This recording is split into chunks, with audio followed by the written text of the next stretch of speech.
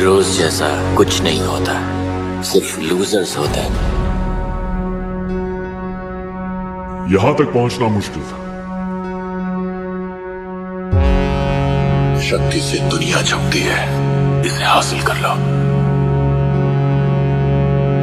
तुम्हें मारा नहीं, बचाया गया है।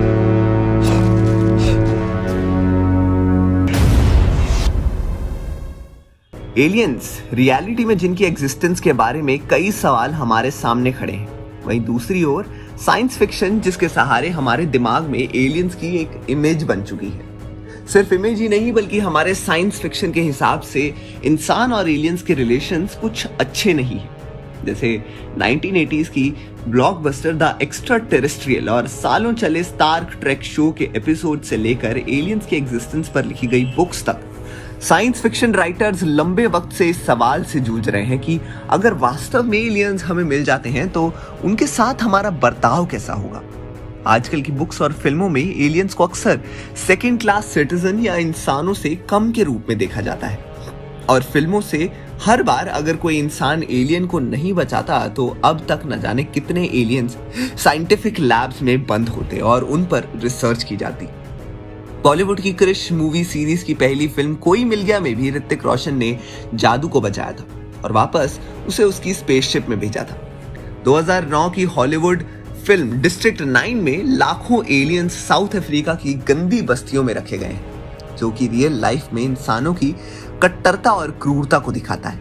हालांकि एलियंस के जीवन के एविडेंस अभी तक नहीं मिले हैं, फिर भी उनकी तलाश में रिसर्चर लगे रहते हैं।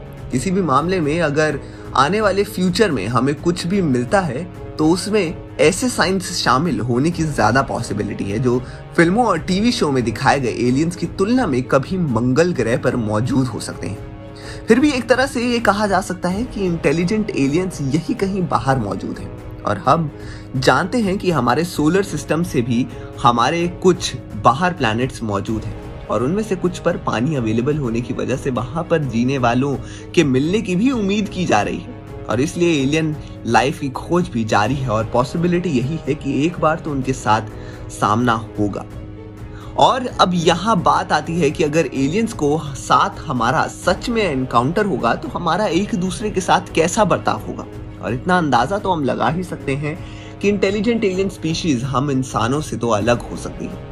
आजकल तो ऐसा लगता है जैसे राइटर्स को तो कोई उम्मीद ही नहीं है कि इंसान कभी एलियंस के साथ कुछ अच्छा व्यवहार कर सकते हैं। तो शायद ऐसा इसलिए है क्योंकि इस प्लैनेट में रहने वाले ह्यूमन या किसी और के राइट्स को समझने का हमारा ट्रैक रिकॉर्ड पूरे इतिहास में काफी खराब रहा है। हालांकि इंटरनेशनल लीगल कॉन्वर्सेशन से उनका प्रोटेक्शन दी जा रही है। हम एलियंस के साथ कैसे व्यवहार कर सकते हैं, इसके लिए एक क्लू हमारे प्लैनेट पर जो ह्यूमन नहीं है ऐसा को कवर करने वाले राइट्स में बताया गया है। हालांकि कई देश अब गोरिल्ला से लेकर कौवे तक के जानवरों की सेंटिमेंट्स के साथ पहचान कर ली है। ये हाल ही में कि एनिमल राइट्स ग्रुप में इन्हें के बेसिस पर जानवरों को राइट देने को लिए कुछ लीगल प्रोसीजर किया है, जिसमें जानवरों के कंफर्ट या संकट जैसे सेंटिमेंट्स को एक्सपीरियंस करने की उनकी कैपेबिलिटी को डिफाइन किया है। कुछ लोग तो पहले से ही इस बात पर डिबेट कर रहे हैं कि पूरी तरह से अनफेमिलियर एलियन स्पीशीज के लिए राइट्स हमारे लीगल एयर एथिकल फ्रेमवर्क में कैसे फिट होंगे। लेकिन एलियंस के बीरे मुंह होने वाली इंटरनेशनल डिस्कशन के रास्ते बहुत कम हैं। 1977 में ग्रेनेडा के प्रधानमंत्री ने United Nations general assembly sessions में एक सवाल उठाया था, जो मानते थे कि एलियंस के यूएफओ को देखा जाना हमारे प्लैनेट पर हमारे एनिमी एलियंस लाइफ को साइन करता है, और यूनाइटेड नेशन के माध्यम से एक ऑफिशियल इन्वेस्टिगेशन बॉडी बनाने का सुझाव दिया।